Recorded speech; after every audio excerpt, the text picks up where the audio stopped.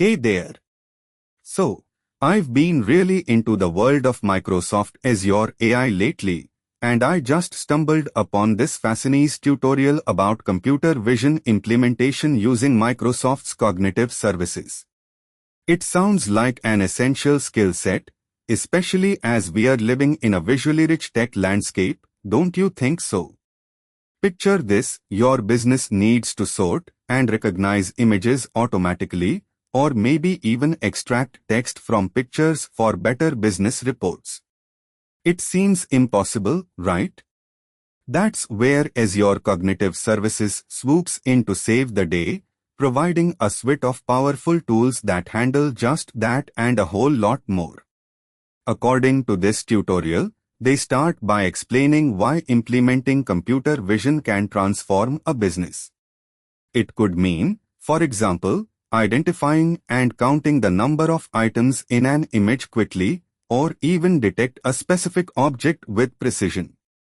All these, my friend, could reduce human error and speed up operations dramatically. They delve into the architecture that forms the backbone of such a successful deployment.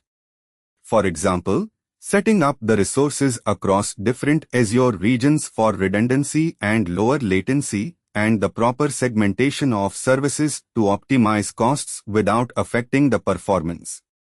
There's this awesome part where they guide you step by step through creating an Azure resource group, deploying an Azure subscription for your specific needs, and setting up various Azure cognitive services like computer vision, specifically designed for analyzing images.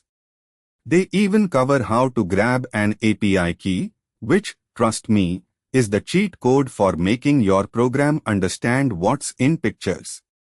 Now, here's where they throw this curveball. They talk about troubleshooting.